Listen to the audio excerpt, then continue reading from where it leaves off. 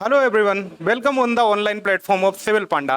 आज हमारे साथ हैं एमपीपीएससी 2020 एग्जाम में सब ऑर्डिनेट अकाउंट सर्विसेज के पद पर सिलेक्टेड अजय राजपूत सर।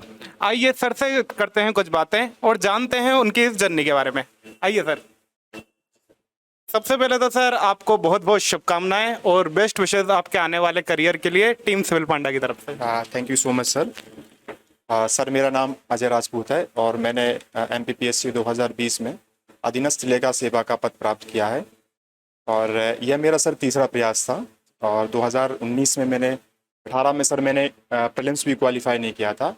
2019 में सर मेरा प्रीलिम्स तो हो गया था बट मेंस में सर क्वालिफाई नहीं कर पाया था और फाइनली अंततः 2020 में मेरा अधीनस्थ लेखा सेवा पर चयन हुआ। सर कैसा फील कर रहे हैं सर अभी? मतलब सिलेक्शन से पहले एक ज़िंदगी रहती है, सिलेक्शन के बाद लाइफ ऑल टुगेदर चेंज हो जाती है। तो कैसा लगा जब रिजल्ट आया? उस मोमेंट पे कैसा लगा? और उसके बाद अभी ये 7-8-10 दिन हो गए हैं लगभग, तो रिश्तेदारों का कैसा रिएक्शन रहता है, पेरेंट्स का कैसा रिएक्शन रहता है, ओवरऑल सोसाइटी का कैसा रिएक्शन रहता है सफलता के लिए? सर बहुत बड़ा परिवर्तन आता है जब आप तैयारी करते हो और जब तैयारी करते हो और उसके बाद जब रिजल्ट आ जाता है तो बहुत बड़ी शिफ्टिंग हो जाती है। अब जैसे सर ऐसा रिजल्ट आया तो उसके बाद तो सोसाइटी जिस तरीके से ट्रीट करती है वो तो अपना रहता ही है। लेकिन मैं ये कहना चाहूँगा कि जैसे मैंने तैयारी की और ये थोड़ा संघर्ष थोड़ा ज़्यादा लंबा चला क्योंकि सर कोविड-19 का दौर था। 2019 से मैं लगभग मतलब मेंस में सर नहीं रह पाया था, नहीं निकल पाया था। तो 2020 में मेरे लिए एक चुनौती भी थी कि कोविड-19 का दौर था, तो उससे अपने आप को मोटिवेट करके मैंने और यहाँ तक पहुँचा हूँ। कई फेज भी आए थे जब मैं डिमोटिवेट भी हुआ था सर, लेकिन उसके बाद अपने आप को मोटिवेट करके और सर का गाइडेंस भी मिला मुझे, तो इस मुकाम तक सर पहुँचा हूँ और अच्छा फील कर रहा हूँ सर। और जी सर, जैसा आपने बताया कि मोटिवेटेड खुद को रखा और मुश्किल था सर कि 18 में आपने जैसा बताया आपका प्री क्वालिफाई नहीं हुआ, 19 में एक स्टेज आगे गए तो वो थोड़ा अच्छा था, लेकिन फिर मेंस नहीं निकला तो फिर से डिमोटिवेशन होता है, सेल्फ डाउट सर कई सारे होने लगते हैं। उनसे सर खुद को कैसे निकाला? अगर ये जो हमारे एक्सपीरियंस हैं इनको भी अगर सेल्फ डाउट कभी हो जाता है तो क्या करें जो आपने सर किया वहाँ पे, तो ये लोग भी अपना सकते हैं जिसको? सर जैसे बात करें कि सिविल सेवाओं की तैयारी में एक तो लंबी जर्नी रहती है। अब इसमें आप ये नहीं कह सकते कि आप एक साल में तैयारी कर रहे हो तो अगले साल आप सेलेक्ट हो जाओगे। कई बार सर एक अटैम्प्ट में सेलेक्ट हो जाते हैं, कई बार सर 2-2 3-3 अटैम्प्ट भी लग जाते हैं। जैसे मेरे केस में सर ये तीसरा अटैम्प्ट था। तो मैंने अपने आप को मोटिवेट करने के लिए सर मेरे पास था कि मैं अपने माता पिता से बात करूं। मेरे कुछ अच्छे दोस्त थे जो हमेशा मुझको मोटिवेट करते थे। कई बार जब मैं डिमोटिवेट हो जाता था तो मैं उनसे बात करता था। और इस एग्ज़ाम में सर एक गाइडेंस का बहुत बड़ा रोल है। तो मेरे कुछ मेंटोर थे, मैं स्पेशल थैंक्स करना चाहूँगा सचिन दुबे सर दीक्षा IAS के।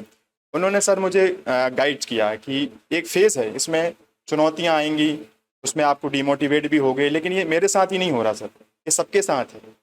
तो यही यही कहना चाहूँगा कि जो भी स्टूडेंट इसको देख रहे हैं, मैं यही कहना चाहूँगा कि आपकी फ़ेज़ में भी ये चुनौती आएंगी, आपको उससे घबराना नहीं है, बल्कि इसको एक तैयारी के तौर पर लेना है। आप अपने फ्रेंड सर्कल को रखिए, आप अपने माता पिता से बात कीजिए, अपने जो गुरुजन हैं, मेंटोर हैं, उनसे चर्चा कीजिए और वो आपको सही सलाह देंगे। तो जैसे मैंने उनकी सलाह मानी, आप भी उनकी सलाह मानिए। कई सीनियर से बात कीजिए, वो आपको बेहतर सलाह देंगे और ये पार्ट ऑफ जर्नी है, तो उसमें आप धीरे धीरे आप इस चीज़ को एडजस्ट कर लेंगे सर। जी सर, जैसे 2020 एग्जाम्स की अगर बात करें जी तो इसका जो प्रीलिम्स हुआ था वो हुआ था 2021 में जुलाई में। जी फिर एक साल के बाद इसका मेंस हुआ जी सर। और लगभग एक साल के बाद इसका इंटरव्यू हुआ। तो सर वैसे तो एक साल में ये पूरी प्रोसेस जनरली हो जानी चाहिए, जी लेकिन हर पार्टिकुलर प्रोसेस ने खुद ने एक साल का समय लिया। जी तो सर क्या ऐसा कभी मन में आया कि मुझे फील्ड चेंज करनी चाहिए, या जो मेरे साथ के लोग हैं वो काफ़ी आगे बढ़ रहे हैं अलग सेक्टर्स में, तो क्या मुझे कंटिन्यू करना चाहिए? इस डायलेमा में सर आप थे, क्योंकि कई सारे जो एक्सपीरियंस रहते हैं जिनकी एज बढ़ती जा रही है वो इस डायलेमा में सर कंटिन्यूअसली खुद को पाते हैं। बिल्कुल सही कहा सर आपने, क्योंकि एक टाइम टेकिंग प्रोसेस हो गई थी। 2020 का जैसा आपने बताया कि 21 में प्रीलिम्स होता है, 22 में फिर उसका मेंस होता है, उसके बाद इंटरव्यू होते हैं, तो काफ़ी लंबा टाइम था सर इसमें। तो मेरे साथ भी ये था कि मैं बीच में डिमोटिवेट बहुत हुआ था सर। मैंने भी सोचा था कि काश मेरे पास भी एक ऑप्शन होता तो मैं उस फील्ड में जा सकता था। परंतु सर मैंने एक कोशिश की थी कि मैंने एक लक्ष्य बनाया था मेरा, कि मैं इस टारगेट को अचीव कर पाऊंगा। सर मेरे साथ हुआ ये था कि 2018 में मैं यूपी PCS के इंटरव्यू तक पहुंचा था। तो मुझे ये मोटिवेट करता था कि हाँ मैं ये कर सकता हूँ सर। तो वो मुझे प्रेरणा देता रहता था कि हाँ तुम ये कर सकते हो।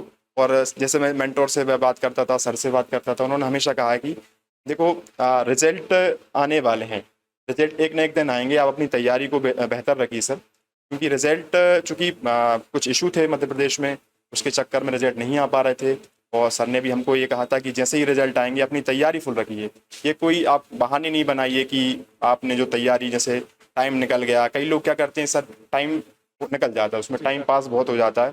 तो चूंकि सिलेबस इतना बड़ा है सर, अगर आप उस टाइम पे सिलेबस को अच्छे से करेंगे और तो वो अंततः हमको फ़ायदा ही पहुंचाएगा आखिर समय में सर। जी सर, बड़ी अच्छी आपने बात कही कि टाइम है, निकल जाता है धीरे धीरे। एक किसी शायर ने सर कहा भी था कि शाखें रही तो फूल भी पत्ते भी आएंगे, ये दिन अगर बुरे हैं तो अच्छे भी आएंगे। बिल्कुल सर। तो वही वाली सर बात। सर अब थोड़ा एग्जाम ओरिएंटेड बात मैं आपसे जानना चाहूँगा।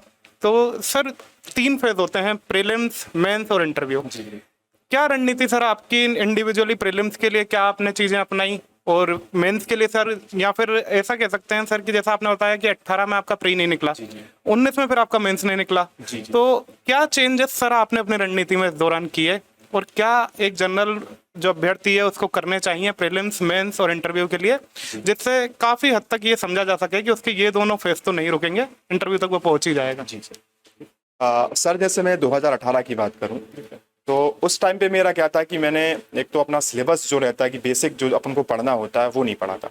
मैंने रैंडमली फॉर्म भरा, उसके बाद थोड़ी बहुत तैयारी की और एग्ज़ाम देने चला गया। फाइनली मेरा नहीं हुआ था।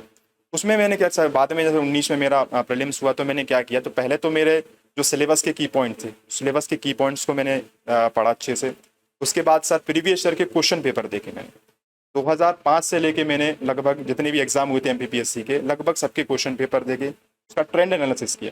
तो उसका सर मुझे 2019 के पेपर में सर बहुत फ़ायदा हुआ था। हालांकि 2020 का अनएक्सपेक्टेड पेपर था, वो उस ट्रेंड के हिसाब से नहीं आया था, लेकिन सर 2020 में मुझे इस चीज़ का फ़ायदा हुआ था। जहाँ तक सर 2019 में मेरा मेंस नहीं हुआ था, इसका कारण ये भी था कि सर मैंने प्रैक्टिस तो की थी सर, बस प्रैक्टिस तो सर मैंने की थी मेंस के लिए, लेकिन चूंकि सर मेरी एक तो मुझे एक सबसे बड़ी समस्या आई थी मेरी स्पीड को लेकर। मेरी स्पीड उतनी अच्छी नहीं थी जैसी डिमांड एमपीपीएससी करता है, और मेरा कंटेंट भी उतना अच्छा नहीं था। प्रारंभिक तौर पे तैयारी थी। तो अगले अटेम्प्ट में 2020 में तो मैंने क्या किया सर, मेरे जितने भी मेंस के टॉपिक थे, सबका सर मैंने शॉर्ट नोट्स तैयार किए। सब पे मैंने अपने इतने बिंदु रख लिए कि अगर कोई क्वेश्चन आता है मेरे से तो मैं उसको हैंडल कर पाऊँ। यही कारण था कि सर मैंने मेंस क्वालिफायर कर लिया था उसमें 2020 में। और इंटरव्यू के लिए सर सर के पर्सनल गाइडेंस भी मुझे मिला, तो उससे सर इंटरव्यू मुझे हेल्प मिली सर। ठीक है, बहुत अच्छा सर आपने बताई है दोनों चीज़ों का। बाकी सर अगर आप स्टूडेंट्स को कोई सर देना चाहेंगे, कोई गाइडेंस अगर आपको देना चाहेंगे कि ये गाइडेंस सभी को फॉलो करना ही चाहिए अपनी तैयारी में, वैसे सबकी सर एक अलग होती है रणनीति करने की तरह बहुत तैयारी, लेकिन कुछ चीज़ें सर जनरल होती है जो बताई जा सकती है कि ये तो आपको एग्जाम में करना ही पड़ेगा, ये बुक्स आपको पढ़नी ही पड़ेंगी, या ऐसा कुछ सर? सर वैसे तो सर हर टॉपर की अपनी अपनी रणनीति होती है, लेकिन एक जनरल वे अपन लेके चलें तो हमको सर ये करना है कि पहले तो सर अपने सिलेबस पे स्टिक रहना। अब तो एमपीपीएससी ने सर 2020 में जो परिवर्तन किया है, उसके बाद उन्होंने सिलेबस स्पष्ट कर दिया है। हर यूनिट से, जैसे प्रीलिम्स की बात करें, हर यूनिट से 10 क्वेश्चन आना है, लगभग 8-9-10 क्वेश्चन आते हैं। तो हमारी कोशिश ये होनी चाहिए कि हम जो बड़े मेजर पोर्शन है उस पर ध्यान तो दें, लेकिन हम छोटे छोटे जो पोर्शन है उस पर भी हम सर बाकायदा ध्यान दें। उसके बाद सर एक सबसे अच्छी वो चीज़ है कि आप टेस्ट सीरीज ज्वाइन करें। जितने आप टेस्ट सीरीज लगाओगे आप, तो उसमें उतना आप बेहतर अपने आप को पाओगे। ऐसा नहीं है कि सर टेस्ट सीरीज से वहाँ पे सीधे क्वेश्चन आते हैं, लेकिन आप एलिमिनेशन मेथड्स को सीखते हो उस चीज़ से। अगर आप 4 से 5 क्वेश्चन भी वहाँ पर सही कम गलत करते हो, आपके लिए प्रीलिम्स क्वालिफायर हो जाएगा सर। यही बात सर मेंस के स्तर पे लागू होती है। जैसे अगर आप मेंस की करें तो मेंस में सर हमको स्पीड बहुत मायने रखती है एमपीपीएससी के एग्जाम में। स्पीड है, उसके अलावा आंसर का फॉर्मेटिंग जो रहता है, हम कोशिश ये करें कि टेस्ट पहले तो अपना सिलेबस कंप्लीट करें। इसी के साथ साथ जब सिलेबस साथ में कंप्लीट हो रहा है, उसके साथ साथ हम अपनी टेस्ट सीरीज भी एक ज्वाइन कर लें, या आप घर पे टेस्ट सीरीज अपना घर पे आप सेल्फ टेस्ट देते रहें। उससे क्या होगा कि सर आपका जो थॉट प्रोसेसिंग है वो इम्प्रूव होती है। कई चीज़ें हम लिख के सीखते हैं सर, जैसे जैसे हम लिखेंगे हमारा स्ट्रक्चर जो होगा वो सुधरेगा, और उसका धीरे धीरे आपको जैसे आखिरी तक जाते जाते आपकी स्पीड भी सुधर जाएगी। शुरुआती तौर पर भले ही आपकी स्पीड कम हो, लेकिन अंततः वो स्पीड आपकी सुधर जाती है। और यही बात मैं स्टूडेंट से कहना चाहूँगा कि जैसे अभी सर जैसे 2022 का प्रीलिम्स हुआ है, कई लोग इसमें सिलेक्ट भी हो गए, मतलब रिजल्ट आने वाला है तो सिलेक्ट भी हो जाएंगे। कई लोगों को लगता है कि अगर उनका कट ऑफ से नीचे अंक आने वाला है तो उनको निराश होने की ज़रूरत नहीं है, क्योंकि अभी ये मौका है, क्योंकि एमपीपीएससी जो है अपनी सही दिशा में आगे बढ़ रहा है। हाल ही में कई रिजल्ट सर इसमें अभी आए हैं, तो कोशिश ये करनी चाहिए कि सबसे पहले मेंस का जो सिलेबस है वो कंप्लीट करें। मेंस के सिलेबस के हर एक बिंदु पे हमारे पास शॉर्ट्स नोट्स होना चाहिए। उससे फ़ायदा ये होगा कि आप तुरंत रिवीजन कर पाओगे, क्योंकि जब आप एग्ज़ाम हॉल में जाते हो या 1-2 दिन पहले आप जब पढ़ते हो तो सिलेबस को कंपाइल करना सर चुनौतीपूर्ण हो जाता है। अगर आपके पास शॉर्ट नोट्स होंगे तो उसको आप बेहतर तरीके से याद भी कर पाओगे सर, रिटेन भी कर पाओगे सर। जी सर, ये आपने बहुत अच्छी सर बात बताई है। गुरु मंत्र बच्चों को दिया है कि नोट्स, शॉर्ट नोट्स आप पे मेंस के तैयार होने चाहिए। कई लोग बोलते भी हैं सर कि ऐसे होने चाहिए नोट्स कि आप हर पेपर से पहले भी उनको एक बार रिवाइज कर लो, इतने आप पे शॉर्ट नोट्स होने चाहिए। सर, जिस तरीके की आपकी तैयारी है, जिस तरह आपने खुद को मोटिवेटेड रखा है, तो जो हम सिविल पांडा टीम है वो यही आपको विश करते हैं कि अगली बार जब हम आपका इंटरव्यू लें तो आपके नाम के आगे डीसी या डीएसपी सर लगा हो। इन्हीं शुभकामनाओं के साथ सर, बेस्ट विशेष आपको team civil panda. Thank you so much sir. मैं एक बात और कहना चाहूँगा सर कि मेरी तैयारी में जो सर रहे हैं, जैसे संदीप सर हैं, ये मेरे मित्र भी रहे हैं और गाइडेंस भी उन्होंने सर मुझे प्रोवाइड किया है।